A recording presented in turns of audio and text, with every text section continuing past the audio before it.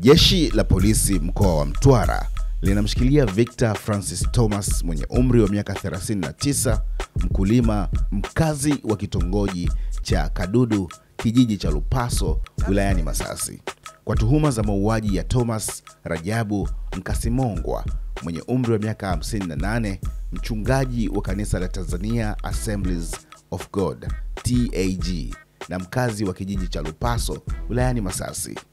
Tukio hilo lilitokea tarehe 27 mwezi wa 6 2025 majira ya saa 12 jioni katika kijiji cha Lupaso, mkoa wa Misheni. Kwa mujibu wa taarifa iliyotolewa na jeshi la polisi, ufafanuzi wa tukio hilo ni kwamba tarehe 27 mwezi wa 6 2025 mtuhumiwa akiwa na baadhi ya ndugu zake walikwenda kanisani kwa ajili ya kupata huduma ya kiroho kutokana na changamoto ambayo inasadikika kuwa anayo mtuhumiwa huyo.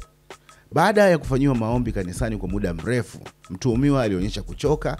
Ndugu wa mtuhumiwa kwa kushirikiana na marehemu waliamua kumrejesha nyumbani kwa ajili ya kuendelea na maombi.